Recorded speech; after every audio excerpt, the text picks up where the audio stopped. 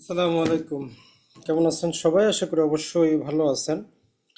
তো আজকে আমরা যে কয়েকটা বিষয় দেখার চেষ্টা করব, এটার মধ্যে আমাদের সিভিল সংক্রান্ত বিষয়গুলো, তার মধ্যে তামাদি আইন, সুনির্দিষ্ট প্রতিকার আইন এবং হচ্ছে আমাদের সিপিসি। যেহেতু আমাদের এমসিকিউ পরীক্ষাও নিকটবর্তী, প্লাস পাশাপাশি যারা ভাইবা দিবেন ওনাদের পরীক্ষাটাও নিকটবর্তী। তো মূলত যেই গুরুত্বপূর্ণ জিনিসগুলা যেগুলোর মাধ্যমে আমরা যদি একটু বুঝতে পারি তাহলে এমসিকিউ আমাদের পক্ষে অ্যান্সার করা সম্ভব। তো আজকে আমরা টোটাল তামাদি এইটার ধারার অংশটা সেটা দিয়ে দেখার চেষ্টা করব যে কিভাবে পড়লে প্রশ্ন যেভাবেই হোক আপনার কাছে মনে হবে যে 10 মিনিটের পড়া এটা কোনো একটা সাবজেক্ট কিনা। তো যতদিন এটা না মনে হচ্ছে ততদিন আপনাকে বারবার রিভিশন দিতে হবে। এখানে জটিল কোনো রকেট সায়েন্স নাই, একদম খুবই সিম্পল একটা জিনিস যদি আপনি জাস্ট একবার বুঝতে পারেন। বইয়ের ভাষা বা আইনের ভাষাটা কিছুটা জটিল, তো সেই বইয়ের ভাষায় আপনার যাওয়ার দরকার নাই। প্রয়োজনে আমাদের যে হ্যান্ড নোটটা আমরা গ্রুপে দিয়েছি এটা দিলে আপনার জন্য যথেষ্ট। তাহলে তামাদি আইন থেকে আপনার এমসিকিউতে থাকবে 10 মার্ক, সুনির্দিষ্ট প্রতিকার আইন থেকে 10 মার্ক, আর সিপিসিতে হচ্ছে আপনার 20। টোটাল আপনার এই 40। তো আমরা বলতে পারি যে দেওয়ানি রিলেটেড আপনার এই 40 মার্কের মধ্যে তামাদি আইন এবং সুনির্দিষ্ট প্রতিকার আইন, এই দুটা আইন মোটামুটি আপনার জন্য সহজ, খুবই ছোট, অতটা বড় না। পেনাল কোড সিআরপিসির তুলনায় এই দুটো অনেক ছোট। একটু সময় দিলে এখানে নাম্বারটা আপনার জন্য ভালো আসবে। তো প্রথমে আমরা মূল জিনিসটাতে চলে যাই। দেখেন যে আমরা আইনটা কবে পাশ হইছে, কি কি বুঝায়, এটা আমরা আলোচনা করেছি। এটা আলোচনা করে সময় নষ্ট করার কিছুই নেই, আপনি একবার দেখে নেবেন। মূল কাহিনী যেটা, যেই প্রশ্নটা আপনার মাঝে আসবে সেটা হচ্ছে তামাদি আইনের 3 ধারা থেকে নানা প্রকারের প্রশ্ন আপনার কাছে হইতে পারে। তাহলে তামাদি আইনের মধ্যে প্রথম গুরুত্বপূর্ণ হচ্ছে তামাদি আইনের সেকশন নাম্বার 3। এইটার মূল কাহিনীটা হচ্ছে যে তামাদি দোষে মামলা খারিজ। মানে তামাদির পরে যদি আপনি কোনো মামলা, কোনো মোকদ্দমা, কোনো আপিল, কোনো দরখাস্ত, কোনো কিছু আদালতে দেন, 3 ধারা বলে যে বিচারক এটা খারিজ করে দিবে। তাহলে আমরা একটা সাসটেনটিভ অর্ডার পাচ্ছি, এটাকে আমরা বলতেছি যে সাসটেনটিভ ল বা সাসটেনটিভ সেকশন, যেটা বিচারককে একটা ক্ষমতা দিচ্ছে যে তামাদির পরে যদি কোনো কিছু আসে আপনি 3 ধারার অধীনে খারিজ করে দিবেন। কোন প্রক্রিয়ায় করবে ওইটা আমাদের সিপিসির ওয়ার্ডার 7 রুল 11 বর্ণনা করে। তাহলে যখনই তামাদি এনে 3 ধারা পড়বেন, ওয়ার্ডার 7 রুল 11 আপনার যাতে মাথায় আসে যে তামাদি আইনে 3 ধারা হচ্ছে সাসটেনটিভ সেকশন, আর এটা কিভাবে হবে এটা আমাদের তখন সিপিসিতে বলে যে এইভাবে আপনি খারিজ করবেন। এখন তামাদি আইনে 3 ধারা আসলে মূলত তিনটা জিনিস বলে আপনি যখন পড়বেন বলবে যে যে কোনো স্যুট হোক, আপিল হোক, এনি আদার অ্যাপ্লিকেশন, যদি আপনার তামাদির শিডিউলে যে সময় দেওয়া আছে 1 বছর, 2 বছর, 3 বছর, 6, 12, 30, 60 বছর, এরপরে যদি যান তারা খারিজ করে দিবে। তো পরীক্ষা তো আর ওইভাবে আপনার আসে না। আপনার এই যে দেওয়ানি মূল মামলা বলতে কি বোঝায় এটা একবার আপনার আগে বুঝতে হবে যে কোনগুলা দেওয়ানি মূল মামলা। তাহলে আমরা তামাদি আইনের 1 নম্বর অনুচ্ছেদ থেকে 149 পর্যন্ত যত প্রকারের মামলা আপনি পাচ্ছেন সবগুলাই হচ্ছে এই যে মূল মামলা। যেমন মোহরানা, দলিল সংশোধন, দলিল বাতিল, দখল উদ্ধার, যাবতীয় সবকিছুই, সত্যের ঘোষণা, ঘোষণামূলক। তার মানে তামাদি আইনের অনুচ্ছেদ 1 থেকে নিয়ে 149 পর্যন্ত যেই মামলাগুলো আছে, এই মামলাগুলা যদি আপনি নির্দিষ্ট সময়ের পরে যান 3 ধারার অধীনে খারিজযোগ্য।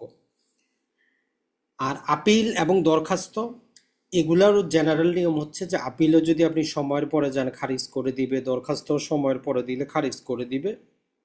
তবে এই দুটার মধ্যে একটু ফেরকা আছে, মানে এই দুটার মধ্যে 5 ধারার সাথে মিলিয়ে পড়তে হবে। আপনি যদি একদম ক্রিস্টাল ক্লিয়ার একটা ধারণা চান, আপনি এতটুকু পড়তে পারেন যে তামাদি আইনের আসলে 3 ধারায় শুধুমাত্র দেওয়ানি মূল মামলা খারিজের কথাই বলা আছে। আপিল এবং দরখাস্ত এগুলো যদিও খারিজের কথা বলা আছে সাবজেক্ট টু 5 সেকশন, মানে 5 নম্বরে আবার কিছু এক্সেপশন দেওয়া আছে। তো এই জন্য আমরা 3 ধারাটা এভাবে মনে রাখবো যে প্রতিটা দেওয়ানি মূল মামলা যদি তার নির্দিষ্ট সময়ের পরে দায়ের করা হয় তাহলে বাধ্যতামূলক এটা খারিজ হবেই হবে। আদালত খারিজ করতে বাধ্য থাকবে, তার নিজস্ব কোনো মতামত এখানে চলবে না, ডিসক্রিশনারি পাওয়ার চলবে না, ইনহেরেন্ট কোনো পাওয়ার চলবে না। আদালতের কাছে আমরা কি জানি 2 প্রকারের ক্ষমতা আছে, একটা হচ্ছে ইনহেরেন্ট রাইট আর একটা হচ্ছে তার ডিসক্রিশনারি পাওয়ার। তো তিন ধারা বলে যে তার কোনো পাওয়ারই কাজে লাগবে না, এই তিন ধারার কথা শুনতে হবে আপনাকে, মামলাটা খারিজ করতেই হবে। বিচারক বলতে পারবে না যে আমি এটা গ্রহণ করলাম, তামাদির পরে তার এই সুযোগটা নাই। এখন যদি বিবাদী আপত্তি নাও করে, মাঝে মধ্যে আপনার এমসিকিউতে অপশন এরকম দিবে যে বিবাদী কোনো আপত্তি করে নাই, তামাদের বিষয়ে কোনো প্রশ্ন তুলে নাই, এখন কি হবে? তো তিন ধারা বলে যে তিন ধারা বাদী বিবাদীর কিছু আসে যায় না। তিন ধারা হচ্ছে একটা লিগ্যাল প্রিন্সিপাল, আইনের বাধ্যবাধকতা। তাই বাদী আপত্তি করলো, বিবাদী করলো, চুক্তি করলো, এতে আইনের কিছু আসে যায় না। তাহলে বাদী বিবাদী চুক্তি করুক বা না করুক, তাতে আইনের কিছু আসে যায় না। বিবাদী আপত্তি করুক বা না করুক, সেলফ ডিফেন্স নেক বা না নেক, অ্যাজ এ ডিফেন্স হিসাবে তামাদিটা আনুক বা না আনুক, বিচারকের ওগুলো দেখার বিষয় না। এটা বিচারকের উপর একটা বার্ডেন আরোপ করা হয়েছে যে প্রতিটা মামলা যখনই আসবে, দেওয়ানি মামলা, বাধ্যতামূলকভাবে আপনি তিন ধারাটা যাচাই করে দেখবেন যে মামলাটা ইন টাইম হয়েছে কিনা, না হইলে আপনি খারিজ করেন। সহজ কথা হচ্ছে এখানে। তাহলে আজকে থেকে তিন ধারায় আপনি বুঝবেন যে 100% বলতে পারি দেওয়ানি মূল মামলাটাই তিন ধারায় খারিজ হয় বাধ্যতামূলক। আপিলার দরখাস্ত যদিও আছে, নর্মালি হয় না, কারণ পাঁচ ধারা বলে এই যে আপিলার দরখাস্ত যেগুলো আছে, এগুলাতে আপনি চাইলে যদি একটা কজ দেখাইতে পারেন, কারণ দেখাইতে পারেন, সমস্যা দেখাইতে পারেন, উপযুক্ত কারণ দেখাইতে পারেন, সময়টা বর্ধিত হইতে পারে, মানে বিলম্বটা মওকুফ করা যাইতে পারে।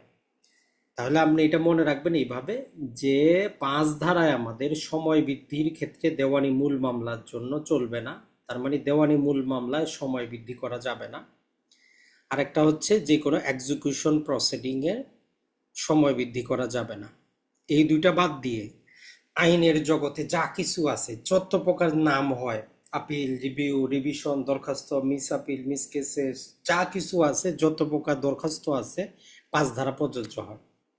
এটা আপনার জন্য ইজি যে ডিক্রি জারি এবং হচ্ছে দেওয়ানি মূল মামলা ব্যতীত আইনের জগতে যত অ্যাপ্লিকেশন ফরওয়ার্ড করা যায়, সাবমিট করা যায়, পুট আপ করা যায়, সব ব্যাপারে পাঁচ ধারাতে আপনি সুবিধা নিতে পারবেন। কিন্তু দেওয়ানি মূল মামলা আর ডিক্রি জারিতে পারবেন না। এইভাবে পড়লে মাত্র 2 মিনিটের পড়া, অযথা এত কিছু আপনার পড়ারই দরকার নাই। পাঁচ ধারাতে যদি আপনার অপশন থাকে নিচের কোনটা পাঁচ ধারাতে সময় বাড়ানো যায়, আপনার কি থিওরি কি দেখবেন, দেওয়ানি মূল মামলা, ডিক্রি জারি, এই দুটা যদি আপনার যে কোনো একটা থাকে যে এটাতে যাবে না, বাকি সবগুলাতে যাবে। আর উল্টাভাবে মনে রাখতে চাইলে আপনারা মনে রাখতে হবে পাঁচটা: appeal, leave to appeal, revision, review, যে কোনো প্রকার দরখাস্ততে আপনি কজ দেখাইতে পারেন যে আমি এই কারণে আসতে পারি নাই। তো এটার মধ্যে আবার অনেকগুলা নাম আছে, পাঁচ ধারার অনেক নাম। একটারে বলে যে এটা হচ্ছে যে কন্ডোনেশন অফ ডিলে, মানে বিলম্ব মওকুফ, উপযুক্ত কারণ মানে সাফিসিয়েন্ট কজ, এরপরে হচ্ছে বিলম্ব মওকুফ, সময় বৃদ্ধি। এটা ছাড়া আদালতের ডিসক্রিশনারি পাওয়ার, এরকম অনেক নামে অবহিত করা হয়। একটু জাস্ট মনে রাখবেন, যেটা আসে আপনি দিয়ে দিবেন। এখন এমসিকিউতে আরো কঠিন করে যেটা থাকে যে নিচের কোনটা তামাদি আইনের পাঁচ ধারার ক্ষেত্রে প্রযোজ্য হইতে পারে, এইরকম করে চারটা অপশন দিয়ে দেয়। যে বাদী বিবাদী কোনো একজন মারা গেল, এটা কি উপযুক্ত কারণ কিনা, কোনো দুর্ঘটনা ঘটলো, এটা উপযুক্ত কারণ কিনা, ব্যক্তি দেশের বাইরে ছিল, এটা উপযুক্ত কারণ কিনা, আইনজীবী ভুল করলো, এটা ব্যক্তি কারণ কিনা, ব্যক্তি জেলে আছে, এটা উপযুক্ত কারণ কিনা। নর্মালি কথা হচ্ছে যে আমাদের বেয়ার অ্যাক্টের ভাষা এগুলো কিছুই দেওয়া নাই, জাস্ট বলা আছে যে কি, যে হাইকোর্টের কোনো প্রথা, প্র্যাকটিস, ক্যালকুলেশনে তামাদি গণনায় যদি ভুল হয়, এটা একটা উপযুক্ত কারণ। আর এই যে যেগুলো আমরা নিচ্ছি এটাও উপযুক্ত কারণ, তবে এটা আইনে নাই, এটা আমরা আদালতের বিভিন্ন যে নজিরের ভিত্তিতে নেই। যে ধরলাম যে হঠাৎ করে বাদী বিবাদী কেউ মারা গেল, তো সেক্ষেত্রে ডিলে হইতে পারে তার উত্তরাধিকারীরা আসতে, তো এটা একটা উপযুক্ত কারণ হইতে পারে। আপনি আদালতে যাচ্ছিলেন, দুর্ঘটনা করে 1 মাস হাসপাতালে থাকলেন, এটাও একটা উপযুক্ত কারণ। আপনি যে কোনো কারণবশত দেশের বাইরে ছিলেন, তো সেটাও একটা উপযুক্ত কারণ। আপনার আইনজীবী ভুল করে বসে আছে, এটা উপযুক্ত কারণ। হঠাৎ করে আপনারা গ্রেফতার করে জেলে পড়ে আছেন, তো এটাও একটা উপযুক্ত কারণ।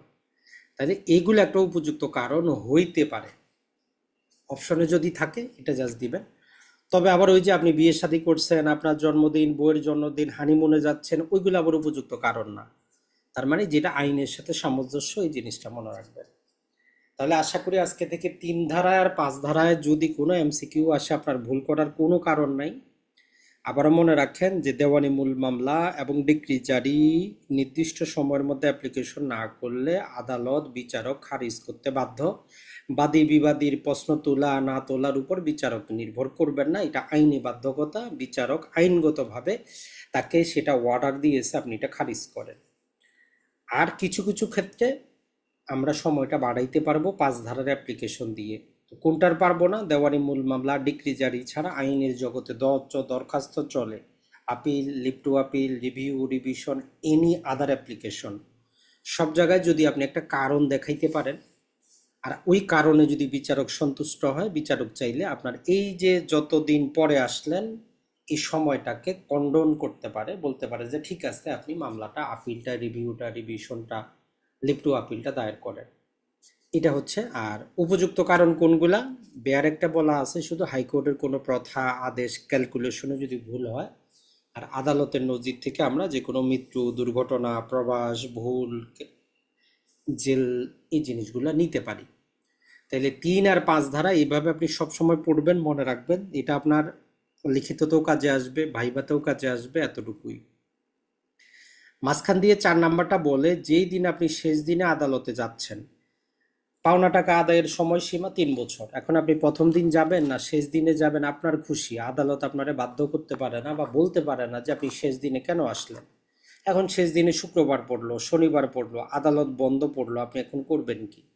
তো 4 ধারা ওই প্রোটেকশনটা আপনারে দেয়, যে 4 ধারা আপনারে বলতেছে যে কোনো সমস্যা নাই, যদি তামাদির শেষ দিন যদি আদালত বন্ধ থাকে, কোর্ট ক্লোজ, তাহলে পরবর্তী যেই দিন আদালত খুলবে, তাই সেটা 1 মাস পরে খুলুক, যেমন করোনা ভাইরাসের সময় অনেক দিন বন্ধ ছিল, 1 বছর পরে খুলুক, আপনি মামলা দায়ের করতে পারবেন। ধরে নেওয়া হবে যে আপনি তামাদির সময়ের মধ্যে মামলাটা দায়ের করছেন। তাহলে 3, 4, 5 তিনোটা সেকশনই আপনার জন্য গুরুত্বপূর্ণ, আর এটা বাস্তব কাজের সাথে জড়িত। আর যেখানে আপনি যখনই 3 ধারাটা পড়বেন, সাথে সাথে ওই যে সিপিসিটাও আপনি সাথে নিয়ে নেবেন, ওয়ার্ডার 7, রুল 11। তো আমরা অলরেডি পড়ছি সিপিসিতে, আমরা যেহেতু সিপিসি শেষ করছি এই গ্রুপে, যে 4টা কারণে মামলাটা খারিজ হইতে পারে। 1 নম্বর হচ্ছে যদি মামলাতে কজ অফ অ্যাকশন না থাকে। এখন আপনাদের যদি বলে যে কজ অফ অ্যাকশন জিনিসটা কি, আপনি অ্যান্সারটা কি দিবেন? কজ অফ অ্যাকশন কি? ধরেন যে আমি আপনার কাছ থেকে টাকা নিছি 1 বছরের জন্য, কালকে 14 তারিখে 1 বছর পূর্ণ হবে, আজকে 13 তারিখে মামলার কোনো কজ অফ অ্যাকশন নাই, মামলা দায়ের করলে মামলা খারিজ হবে। কারণটা কি? কারণ এখনো 14 তারিখ আসে নাই, মামলার কোনো কারণটাই তো উদ্ভব ঘটে নাই। 14 তারিখে না দিলে আপনি 15 তারিখে মামলা করবেন। অথবা যেইখানে আপনি আইনগতভাবে একটা অধিকার পান, সেটা হলো কজ অফ অ্যাকশন। যেমন ধরেন যে একজন ব্যক্তি মারা গেছে, তার ছেলেও আছে, মেয়েও আছে। এখন যদি তার বোন অথবা তার ভাই যদি উত্তরাধিকারী দাবি করে আদালতে মামলা করে, আদালত বলবো যে there have no cause of action, আপনার আইনগত কোনো কারণই তো আসে নাই। কারণ ওই মারা গেছে, তার ছেলে আছে, মেয়ে আছে, তারা সম্পত্তি পাবে, আপনি কে? তো ওইটা হচ্ছে আমার মামলাতে কজ অফ অ্যাকশন নাই, তাহলে মামলাটা খারিজ হবে। আর বাকি দুইটা হচ্ছে যদি আমরা প্রপারলি সুট ভ্যালু না করি, কোর্ট ফি যদি প্রপারলি না দেই, তাহলে খারিজ হইতে পারে।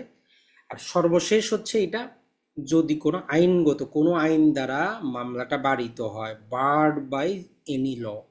তো আমরা এখানে তামাদি আইনের 3 ধারাটা এখানে প্রযোজ্য করব, যে তামাদি আইনের 3 ধারা বলছে তামাদির পরে আসলে এটা খারিজ হবে। তো ধরলাম এখন বাস্তবতা যেটা আপনি হাইকোর্টে গেলেও পাবেন, যে অ্যাপ্লিকেশনগুলো আপনারে করতে হয়, অথবা যেটা আপনার এমসিকিউতে আসতে পারে। ধরেন যে আপনি বাদীর আইনজীবী, আরেকজন হচ্ছে বিবাদীর আইনজীবী।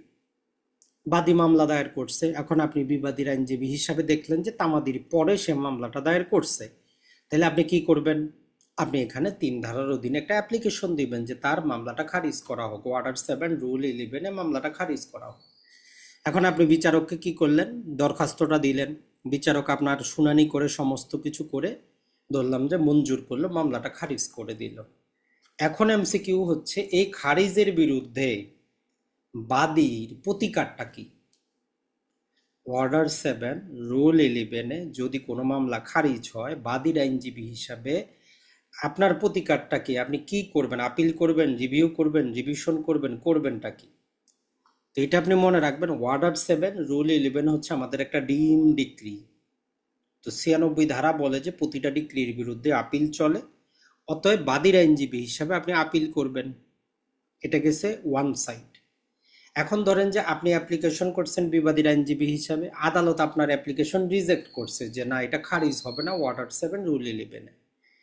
এখন এইটার বিরুদ্ধে আপনি কিন্তু আপিল দায়ের করতে পারবেন না। আপনাকে কি করতে হবে, এইটা যেহেতু না মঞ্জুর হয়েছে, আপনি ছিলেন কি বিবাদী, আপনি অ্যাপ্লিকেশন করছেন, আপনার অ্যাপ্লিকেশন খারিজ হয়েছে, তো সেক্ষেত্রে আপনাকে রিভিশন দায়ের করতে হবে।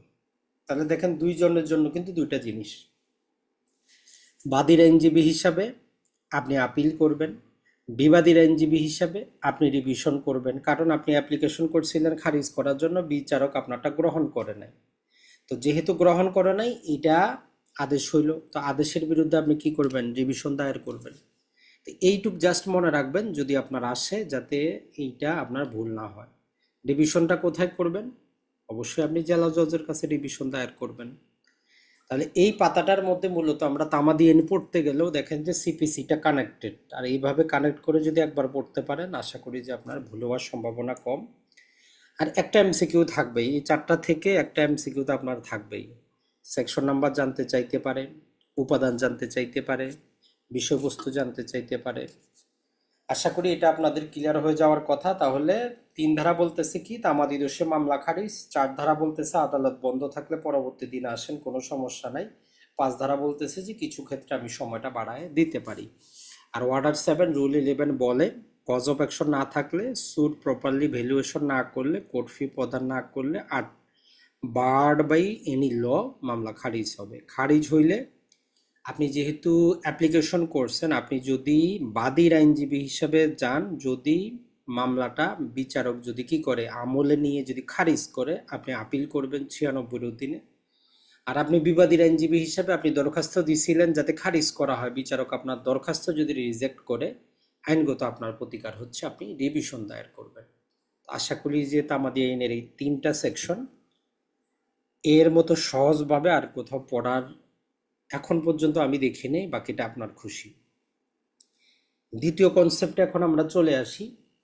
একদম সহজভাবে মনে রাখবেন, ভিতরে যাওয়ারই আপনার দরকার নাই, এমসিকিউতে অত ভিতরে যায় না, উপর থেকে হেডিংটা আসে, বা কোথাও ভাইবা ধরলেও আপনাদের হেডিংটাই ধরবে। যে তামাদি আইনে লিগাল যে অক্ষমতা, লিগাল ডিসএবিলিটি আছে, এই ডিসএবিলিটি রিলেটেড আমাদের 3টা সেকশন আলোচনা করে, section number 6, section number 7, section number 8। তাহলে লিগাল ডিসএবিলিটি কত ধারায় আছে, 6 ধারা। যদিও 3টা সেকশন আলোচনা করে, কিন্তু মূলত হচ্ছে আমাদের 6 ধারা। তাহলে লিগাল ডিসএবিলিটির মধ্যে কয় ধরনের ব্যক্তি পড়ে, যদি আপনার এরকম এমসিকিউ থাকে, অ্যান্সার হবে 3 ধরনের ব্যক্তি পড়ে। একটা হচ্ছে কি নাবালক বা মাইনর, যার বয়স 18 বছরের কম। 2 নাম্বার হচ্ছে যে ইনসেন বা পাগল ব্যক্তি। 3 নাম্বার হচ্ছে যে ইডিয়েট বা জড়বুদ্ধি বা হাবাগ্য, বা যেটা আপনার মনে থাকে বাংলা সেটা মনে রাখবেন। এই 3 ধরনের ব্যক্তিকে আইনগত লিগালি বলে যে এরা লিগালি ডিসেবল। আর 7 নাম্বার সেকশনে বলে যে এই 6 নাম্বারে যারা লিগালি ডিসেবল, এরা যদি কোনো যৌথভাবে কোথাও মামলা দায়ের করার জন্য ক্ষমতাপ্রাপ্ত হয়, তখন নিয়ম কানুনটা কি হবে। আর 8 নাম্বারটা বলে যে 6 আর 7 ধারার যত প্রকার আপনি সুবিধা নেওয়ার যদি নিতে চান, 8 ধারাটাকে অবশ্যই মানতে হবে।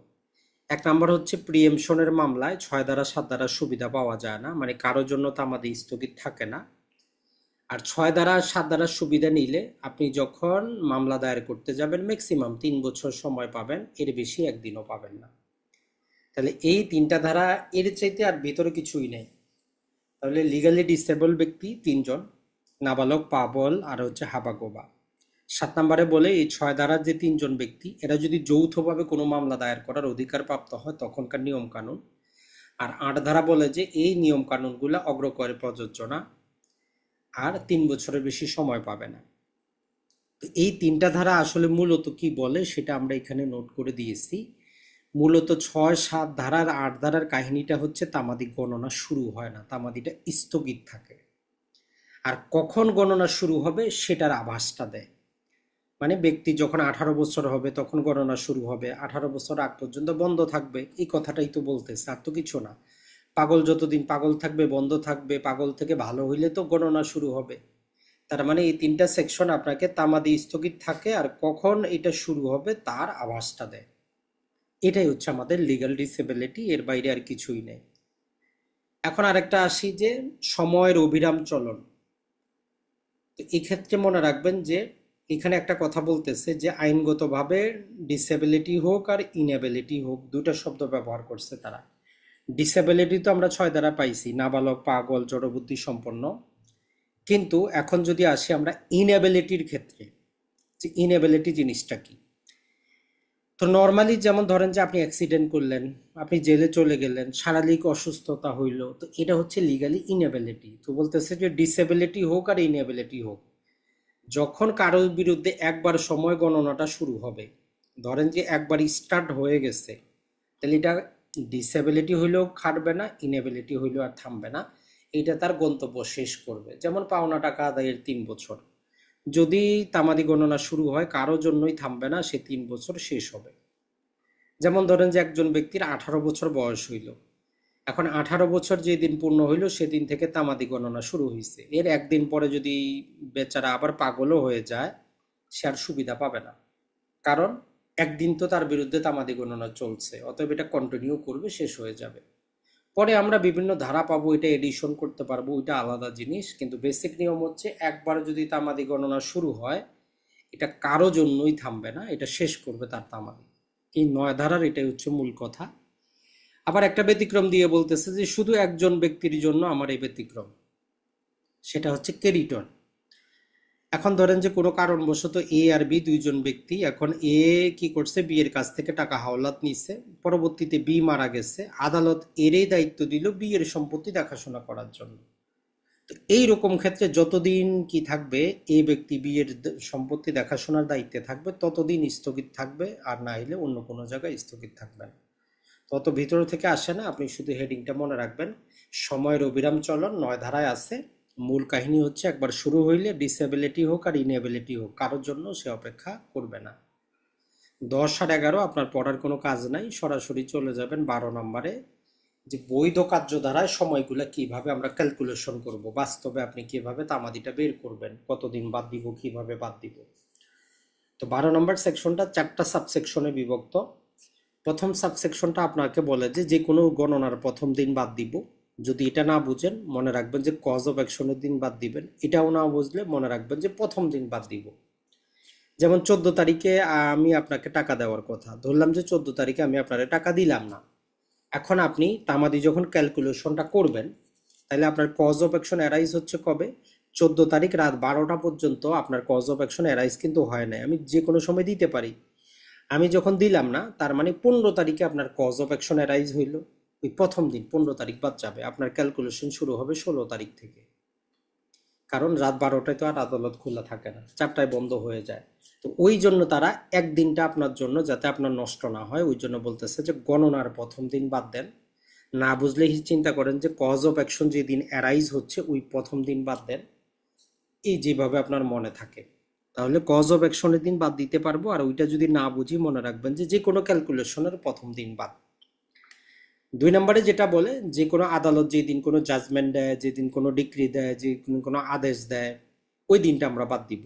ধরেন যে বিচারক কি করলো, 3টা 30 একটা রায় দিল, এখন আপনি কি ওই দিনে আবার সার্টিফাইড কপি নিয়ে অ্যাপ্লিকেশন করতে পারবেন? পারবেন না। তো ওই জন্য ওই দিনটা আমরা বাদ দিব। তাহলে রায়ের দিন, ডিক্রির দিন, আদেশের দিন, যেদিন জাজমেন্টটা দেওয়া হলো ওই দিনটা আমরা বাদ দিব। প্লাস ওই রায়, জাজমেন্ট, ডিক্রি এগুলার জাবেদা নকল পাইতে যত দিন লাগবে, 10 দিন, 20 দিন, 1 মাস লাগুক, ওই সময়টা আমরা বাদ দিতে পারবো।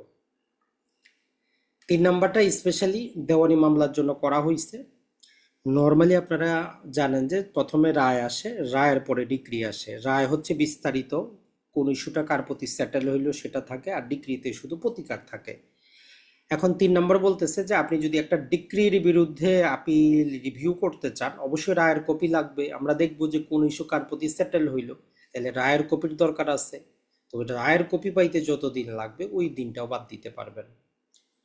সর্বশেষ, যদি আপনি আরবিট্রেশন প্রসিডিং এ থাকেন, সমঝোতায় থাকেন, আপনি রোয়েদাদ বা অ্যাওয়ার্ডটাকে সেট এসাইড করতে চান, আপনার মন পুত হয় নাই, আপনি ওইটাকে রদ করবেন, তাহলে ওই রোয়েদাতের সার্টিফাইড কপি তো আপনার কাছে লাগবে। তো এর জন্য সাবসেকশন 4 বলতেছে যে আরবিট্রেশন প্রক্রিয়ায় রোয়েদাতের সার্টিফাইড কপি পাইতে যতদিন লাগবে ওই সময়টা বাদ যাবে। এই 4টা বাস্তব জীবনও কাজে আসবে, এটা আপনি বারবার পড়ে মনে রাখবেন। বাকি 13 থেকে 25 পর্যন্ত ওয়ান লাইনার, এর চাইতে বেশি কিছুই নাই, জাস্ট 1 মিনিটের পড়াশোনা, সময় নষ্টের কোনো কাজ না। 13তে জাস্ট এই কথা বলে যার বিরুদ্ধে মামলা করবেন যতদিন সে দেশের বাইরে থাকবে ওই সময়টা আপনি বাদ দিবেন। 14তে বলে যে ভাই যদি আপনি ভুল আদালতে সরল বিশ্বাসে মামলা করেন যতদিন ওই আদালতে মামলা চলবে ওই দিনগুলা বাদ দিবেন। 15তে বলে যে যদি কোনো মামলা আদালত ইনজাংশন দেয় বা আইনগতভাবে নোটিশ দেওয়ার বাধ্যবাধকতা থাকে তাহলে ওই সময়টা বাদ দিবেন। 16তে বলে যদি কোনো প্রকার আদালতের মাধ্যমে যে নিলামে কোনো সম্পত্তি বিক্রি হয় ওই সম্পত্তিগুলা বিক্রির ক্ষেত্রে যদি কেউ ওই বিক্রিটা রদের দরখাস্ত দেয় ওইটা নিষ্পত্তি হইতে যতদিন সময় লাগে ওই সময়টা বাদ দিবেন। 17তে বলে যে একজন ব্যক্তি যদি মারা যায় তাইলে ইফেক্ট অফ ডেথ, মৃত্যুর ফলাফলটা কি হবে, মানে আপনি অধিকার অর্জন করার পূর্বেই মারা গেলেন, বাদী হওয়ার আগেই মারা গেলেন, বিবাদী হওয়ার আগেই মারা গেলেন। তো এইরকম ক্ষেত্রে স্বাভাবিকভাবে আপনি মারা গেলে আপনার সম্পত্তির উত্তরাধিকারী যারা হবে তারা অধিকার পাবে। কিন্তু 17তে জাস্ট 3টা ব্যতিক্রম আছে। বলে যে আপনার উত্তরাধিকারীরা যেই দিন যোগ্য হবে ওই দিন বাদী হইতে পারবে, বিবাদী হইতে পারবে, কোনো টাইম ফ্রেম দেওয়া নাই। কিন্তু ব্যতিক্রম, অগ্রকয়ের মামলায় চলবে না, দখল উদ্ধার মামলায় চলবে না, আর বংশগত পদ উদ্ধারের মামলায় চলবে না। এই 3 মামলা ছাড়া বাকি ক্ষেত্রে ধরেন যে আপনি মারা গেলেন, আপনার 3 বছরের একটা বাচ্চা আছে, তাহলে এই বাচ্চার বয়স 18 বছর না হওয়া পর্যন্ত ক্যালকুলেশনটা স্থগিত থাকবে, ওই সময়টা আপনি বাদ দিতে পারবেন। আর এরপরে যদি আমরা দেখি 18তে বলে যে ফ্রড বা প্রতারণার ফলাফল কি। সিম্পল জিনিস, আপনি জানেন না আপনার সাথে প্রতারণা হয়েছে, কিছু আসে যায় না, যেই দিন জানবেন ওই দিন থেকে আপনি প্রতারণা আপনার বিরুদ্ধে তামাদি গণনা শুরু হবে। তাহলে ইফেক্ট অফ ফ্রড কি, যেই দিন আপনি জানতে পারবেন বা যেই দিন আপনার বিরুদ্ধে দলিলটা ব্যবহার করা হবে, যেই দিন আপনি জানবেন যে আপনার একটা অধিকার, আপনার একটা সম্পত্তি কেউ আপনাকে গোপন করছে প্রতারণার মাধ্যমে, তো ওই দিন থেকে তামাদি গণনা শুরু হবে। 19 নম্বরে বলে যদি আপনি কাউকে লিখিত আকারে তামাদির সময়ের মধ্যে কোনো স্বীকারোক্তি দেন, তাহলে 19-এ কি হচ্ছে, অ্যাকনলেজমেন্ট। তামাদির সময়ের মধ্যে লিখিত আকারে কাউকে যদি কোনো অ্যাকনলেজমেন্ট দেন তাহলে নতুন করে তামাদি শুরু হবে। এটা টাকা পয়সাও হইতে পারে, জায়গা জমিও হইতে পারে।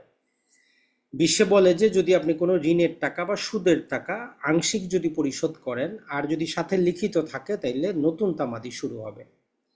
আর 21টা ছিল, এটা আমাদের দরকার নাই, যে এই লিখিতগুলো আপনি ছাড়াও আপনার এজেন্ট দিতে পারে, নাবালক হইলে তার অভিভাবক দিতে পারে, পাগল হইলে তার কমিটি দিতে পারে, অথবা এই ধরনের ব্যক্তিদের এজেন্টও দিতে পারে, ওইটা আমাদের লাগবে না। 22 নাম্বারটা মনে রাখবেন, বাদী বিবাদী যাকে যেদিন মামলায় যুক্ত করবেন তার বিরুদ্ধে তামাদি আমরা সেদিন থেকে হিসাব করব।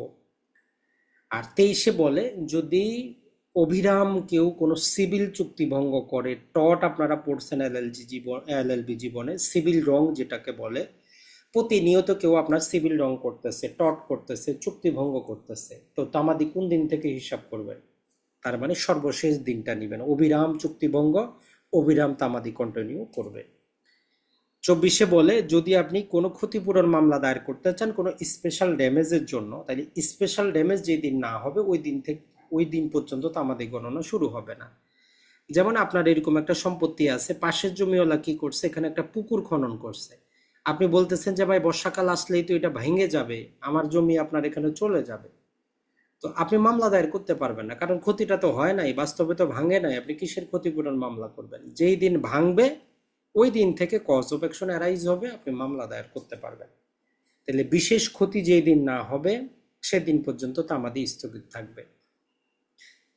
25-এ বলে যে কোনো ইনস্ট্রুমেন্টের মধ্যে যে তারিখগুলা থাকবে, বছরগুলা থাকবে, ক্যালকুলেশন থাকবে, ওগুলা ইংরেজি গ্রেগরীয় ক্যালেন্ডার, ব্রিটিশ ক্যালেন্ডার বা ইংলিশ ক্যালেন্ডার যেটা আপনি বুঝেন, মানে ইংরেজি বছর অনুযায়ী হিসাব হবে, কোনো বাংলা, নেটিভ, আরবি, হিন্দি এগুলা চলবে না। তাইলে এইটা হচ্ছে আমাদের 25-এর মূল জিনিস। তাইলে দেখেন এই যে 13 থেকে 25 এইটার ভিতরে আপনার যাওয়ারই দরকার নাই এমসিকিউ আর ভাইবার জন্য। আরেকবার স্মরণ করেন, 13তে তাইলে যতদিন বিদেশে ততদিন বাদ, 14তে ভুল আদালতে ততদিন বাদ, 15তে নিষেধাজ্ঞা বা নোটিশ ততদিন বাদ, 16তে বিক্রয় রদের নিষ্পত্তির সময় বাদ, 17তে মারা গেলে উত্তরাধিকারী যতদিন যোগ্য না হচ্ছে ততদিন বাদ, 18তে প্রতারণা হইলে আপনি জানেন না, কিছুই করার নাই, যেই দিন জানবেন কন্টিনিউ করবে, শুরু হবে। 19-এ ইন টাইম লিখিত আকারে যদি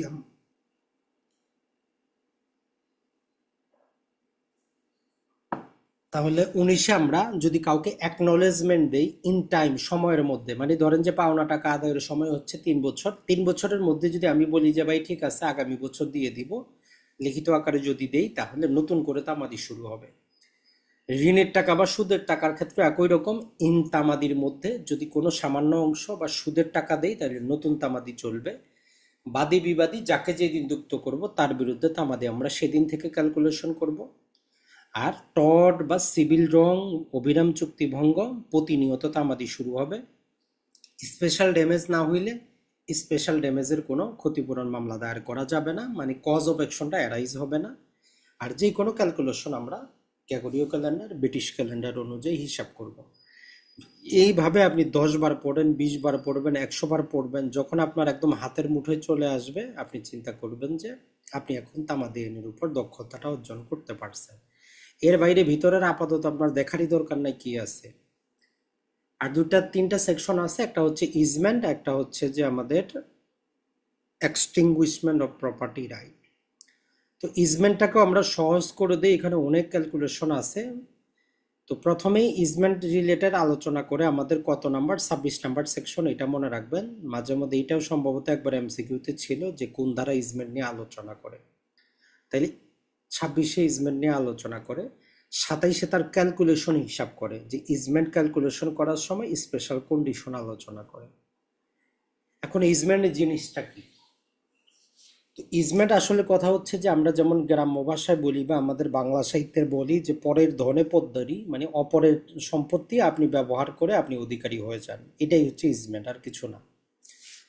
বলতেছে যে ব্যক্তিগত সম্পত্তি হইলে 20 বছর, সরকারি সম্পত্তি হইলে 60 বছর। এই বছরটা মনে রাখবেন, এটা মাঝে মধ্যে আসে। যে কোনো প্রকার আলো, বাতাস, আপনার পানি, রাস্তা অথবা অন্য যে কোনো পজিটিভ অথবা নেগেটিভ, যেমন ধরেন যে আপনার বাড়ির পাশে একটা বাগান আছে, প্রতি বছর আম যখন আসে আপনি ওইখান থেকে আম খান, ওই ব্যক্তি আপনারে বাধা দেয় না, প্রকাশ্য খান, প্রতিবার আসলেই খান, এইরকম 20 বছর ধরে খাচ্ছেন। 21 বছরে আইসে সে বাধা দিতে গেলে আপনার অধিকারটা থাকবে, সে আর আপনারে বাধা দিতে পারবে না। তো এই জন্য অন্যান্য সুবিধা এখানে বলতেছে। তাইলে আলো, বাতাস, পানি, রাস্তাঘাট, চলাচল, এগুলা অথবা any other kind of positive or negative easement, এগুলোর কন্ডিশনটা মনে রাখবেন। কন্ডিশনটার উপর ভিত্তি করে আপনারা বিভিন্ন প্রকার উদাহরণ দিয়ে দিতে পারে। তো ইজমেন্ট অর্জন করতে হলে 1 নম্বর কন্ডিশন হচ্ছে বিনা বাধায় আপনাকে কি করতে হবে, ব্যবহার করতে হবে। 2 নম্বর হচ্ছে একটানা ব্যবহার করতে হবে, মানে নিয়মিত ব্যবহার করতে হবে। 3 নম্বরটা হচ্ছে প্রকাশ্য হবে, এমন না যে রাতের বেলা যায় আপনি চলাচল করেন, দিনে তার ভয়ে চলেন না, এরকম হলে চলবে না, প্রকাশ্য হবে এক্সপ্রেসলি। এরপরে আছে তার কাছ থেকে পারমিশন নিতে পারবেন না, মানে অনুমতি চাইতে পারবেন না যে ভাই আমি আবার রাস্তা দিয়ে চলি, আম বাগান থেকে একটু আম খাই, নদী থেকে পানি উঠাই, অনুমতি চাইলে সুখাধিকার হয় না। তাহলে অনুমতি চাওয়া যাবে না, অনুমতি ছাড়া প্রকাশ্য রূপে একটানা বিনা বাধায়। আর সে বাধা দিলেও আপনি যদি তার বাধা মেনে না নেন, সে বলতেছে যাইয়েন না, আপনি বলতেছেন আমি ব্যবহার করব, এইরকম হইতে হবে। সে বাধা দিছে, আপনি মেনে নিচ্ছেন, তাইলে আপনার আবার এই সুখাধিকার আসবে না। এখন বলবেন যে ভাই এই অনুমতি ছাড়া, এটা তো কিন্তু ডেফিনেশনে নাই, এই অনুমতি শব্দটা আছে, দেখবেন যে একটা উদাহরণ দেওয়া আছে 26 নম্বরে, 2টা উদাহরণ দেওয়া আছে, 2টা উদাহরণের মধ্যে একটা উদাহরণে ওই অনুমতির কথা বলা আছে, যে সবকিছুই প্রমাণ করছে, বিবাদী আইসা বলছে সে তো পারমিশন চাইছে আমার কাছে, 100 বছর ব্যবহার করুক, সে আমার কাছে অনুমতি চাইছে যে ভাই আমি আপনার এখান দিয়ে চলবো, আমি বলছি চলেন, এখন আজকে সে সুখাধিকার দাবি করবে, খালাস, মামলা খারিজ। তাইলে বিনা বাধায়, অনুমতি ছাড়া, প্রকাশ্য রূপে একটানা যদি 20 বা 60 বছর ব্যবহার করেন, আপনার যে একটা অধিকার আসবে, এটারে বলে যে তামাদি আইনের ইংরেজিতে 2টা শব্দ ব্যবহার করা হয়েছে, যে অ্যাবসোলুট এবং ইনডিফিজিয়েবল। এই শব্দটা মনে রাখতে পারে, এই অধিকারটা অখণ্ডনীয় অধিকার হবে, চূড়ান্ত এবং অখণ্ডনীয়। আরেকটা জিনিস মনে রাখবেন, ইজমেন্টারি জিনিস ট্রান্সফার করা যায় না, আপনি মারা গেলে অধিকার কিন্তু শেষ, আপনার উত্তরাধিকারী বরাবর ওই অধিকারটা যাবে না। আপনি যতদিন জীবিত, ইজমেন্টারি রাইট বা আপনার ট্রান্সফার অফ প্রপার্টি অ্যাক্ট বলে ইজমেন্টারি রাইটকে ট্রান্সফার করা যায় না। আর যদি সে আপনারে বাধাও দেয়, বাধাটা যাতে 1 বছরের বেশি না হয়, মানে আপনি চলাচল করেন, সে আপনারে বাধা দিচ্ছে, 3 মাস যাইতে দেয় নাই, তারপরে আপনি যাচ্ছেন, কোনো সমস্যা নেই, 6 মাস যাইতে দেয় নাই, তারপরে যাচ্ছেন, সমস্যা নেই। কিন্তু 1 বছরের বেশি যদি বাধা হয়, তাহলে আমরা আর বলবো না যে আপনি একটানা চলছেন। আর আপনি মামলাটা কখন দায়ের করবেন? নর্মালি ধরলাম যে 1980 সাল থেকে একটা রাস্তা দিয়ে চলতেছেন আপনি, সে আপনারে বাধা দেয় নাই, আজকে এসে সে আপনারে বাধা দিচ্ছে, তখন আপনি তো নর্মাল হিসাবে বলতে পারেন যে আমার তো ইজমেন্টারি রাইট আছে, সে কেন বাধা দিবে?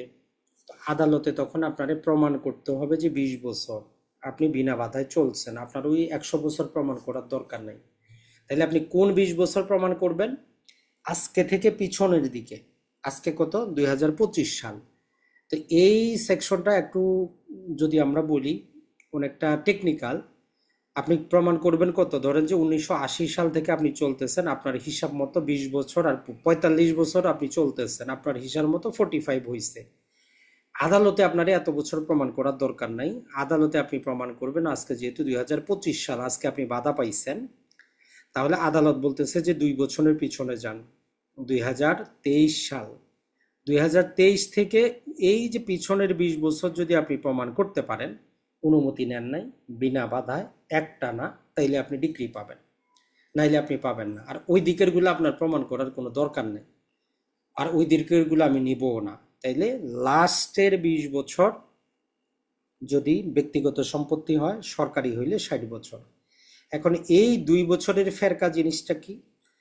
নর্মালি সুখাধিকার কতদিনে মামলা দায়ের করব এইরকম তা আমাদের অনুচ্ছেদে দেওয়া নাই, যদিও আমরা 32 নম্বর অনুচ্ছেদে এক প্রকারের কথা বলা আছে, তবে সরাসরি সুখাধিকারের মামলার বিষয় কিন্তু বলা নাই এখানে। ওই জন্য যে জিনিসটা বলতেছে যে আপনি যেই দিন থেকে মামলাটা দায়ের করবেন, ওই দিন থেকে পিছনের বিগত 2 বছরের মধ্যে সম্পন্ন 20 বছর প্রমাণ করতে হবে, মানে 2 বছর এখানে বাদ দিতে হবে আপনার। আর আপনি যেদিন থেকে বাধা পাইলেন সেদিন থেকে আগামী 2 বছরের মধ্যে মামলাটা আপনারা সাবমিট করতে হবে। মূল কাহিনী এটাই, আর কিছু না। আশা করি এটা বুঝতে পারছেন যে আপনার 60 বছর 70 বছর প্রমাণ করবেন না। আপনি যেই দিন বাধা পাইলেন ওই দিন থেকে বিগত 2 বছরে যাবেন, যাওয়ার পরে ওইখান থেকে 20 বছর আপনি ধারাবাহিক চেইনটা টানবেন যে আপনি বিনা বাধায় একটানা অনুমতি ছাড়া ব্যবহার করছেন কিনা। যদি করেন আপনি ডিগ্রি পাবেন, আর প্রমাণ করতে না পারলে আপনার মামলা খারিজ হবে। ক্যালকুলেশন এটাই, আর কিছুই নেই। এখন চলে আসি আমরা 27 নাম্বার। 27 নাম্বার বলে যে এই সুখাধিকার হিসাবে একটা স্পেশাল কন্ডিশন আছে। ধরেন যে আপনি 1980 সাল থেকে একটা রাস্তা ব্যবহার করতেছেন, করতে করতে আপনি আজকে ধরলাম যে 2025 সাল, এখানে আমরা নেই, আরো ভালো হবে, এই 25 সালে আসে আপনি বাধা পাইলেন। এখন আপনার হিসাবে তো আপনি অনেক দিন ব্যবহার করছেন 45, কিন্তু বাস্তবে দেখা গেল 2015 সালে আসার পর এই সম্পত্তিটা 5 বছরের জন্য একজন ব্যক্তির কাছে সে ইজারা দিছে, ভাড়া দিছে, চুক্তি দিছে, লিজে দিছে। তাহলে আইন বলতেছে যে যেই দিন থেকে সে যেহেতু 3 বছরের বেশি কারো কাছে ইজারা দিছে, তাইলে এই 5 বছরটা আপনারা বাদ দিতে হবে আপনার তামাদি ক্যালকুলেশনের ক্ষেত্রে। অথবা ধরলাম যে 2015 সালে এই সম্পত্তিটার মালিকানায় আসছে লাইফ ইন্টারেস্ট হিসাবে, যেমন হিন্দু ব্যক্তি মারা গেলে তার স্ত্রী কি পায়? জীবন সত্য হিসাবে পায়। তাইলে এই স্ত্রী যতদিন জীবিত থাকবে লাইফ ইন্টারেস্ট হিসাবে ভোগ করবে, ওই সময়টা বাদ দিতে হবে ক্যালকুলেশন থেকে। তাহলে এইখানে কি করব আমরা? এই যে 3 বছরের বেশি ইজারায় দিলে বা লাইফ ইন্টারেস্টে থাকলে ওই সময়টা আমরা বাদ দিব। তবে এটার উপর আবার আরেকটা কন্ডিশন, যে কখন বাদ দিবেন? যদি এরা 3 বছরের মধ্যে আপত্তি করে। ধরেন যে 2015 সালে লাইফ ইন্টারেস্টে ছিল, 2020 সালে আসে লাইফ ইন্টারেস্ট শেষ হইল বা ইজারা শেষ হইল, এখন সম্পত্তিটা মূল মালিকের কাছে গেল। এখন মূল মালিক যদি আগামী 3 বছরের মধ্যে আপত্তি করে যে ভাই আপনি এখান দিয়ে চলবেন না, তখন যখন আপনি আদালতে মামলা দায়ের করতে যাবেন, তখন বিচারক বা যখন আপনি ক্যালকুলেশন করবেন, তখন আপনারে হিসাব করতে হবে যে 15 সাল থেকে 20 সাল, 5 বছর তো আমি সুখাধিকার অর্জন করতে পারি নাই। তাইলে এই 15 সালের পূর্বে আমার কি হচ্ছে কিনা 20 বছর, যদি হয় ডিগ্রি পাবেন, না হইলে পাবেন না। 27 নাম্বার ওইটাই বলে যে আপনি যখন সুখাধিকারের 20 বছর হিসাব করবেন, এর মাঝখানে যদি কোনো প্রকার লাইফ ইন্টারেস্ট অথবা 3 বছরের বেশি ইজারায় ওই সম্পত্তি থাকে, আর ওই ব্যক্তিরা ওই লাইফ ইন্টারেস্ট শেষ হওয়া অথবা ইজারা শেষ হওয়ার 3 বছরের মধ্যে আপত্তি করে, তাইলে মধ্যবর্তী সময়টা আপনারা বাদ দিতে হবে। সর্বশেষ সেকশন নাম্বার 28, এটা হচ্ছে মালিকানা বিলুপ্তি। তো এই সেকশনটার নাম হচ্ছে অ্যাডভার্স পজেশন অথবা বিরুদ্ধ দখল অথবা বলি যে আমরা ownership by prescription, ownership by possession, ownership by advance possession, যে কোনো এক নামে ডাকবেন, একই কথা। তো এইটার মধ্যেও আর কিছু বলা নাই, আমাদের তামাদি আইনের 28 ধারায় শুধু বলা আছে যে যদি আপনি দখল উদ্ধার জনিত মামলাটা 12 বছরের মধ্যে না করেন তাহলে আপনার মালিকানা এক্সটিংগুইশ হবে। টোটাল তামাদি আইন শুধু আইনগত অধিকারকে খর্ব করত, এই 28 ধারা আপনার সম্পত্তির অধিকারও খর্ব করে।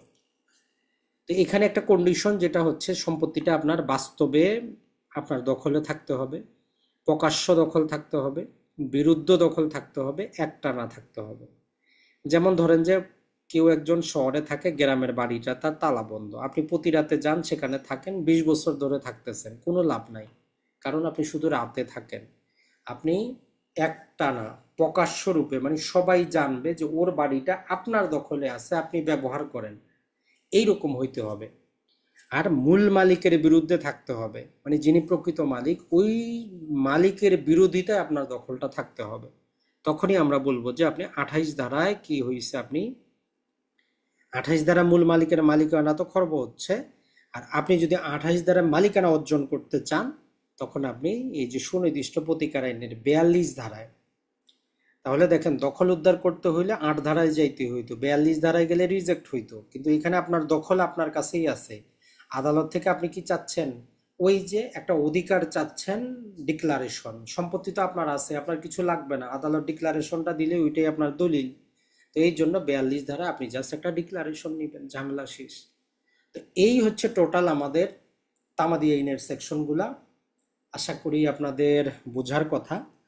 আর এই সেকশনটা আপনার নামগুলাই বেশি আসে, যে advance possession, ownership by prescription, ownership by possession, যেটা আপনার মনে থাকে সেটাই পড়বেন। তো আশা করি তামাদি আইনের এই অংশ থেকে যদি প্রশ্ন না থাকে আমরা দ্বিতীয় অংশে যাব। তো এখান থেকে যদি কারো প্রশ্ন থাকে বলতে পারেন।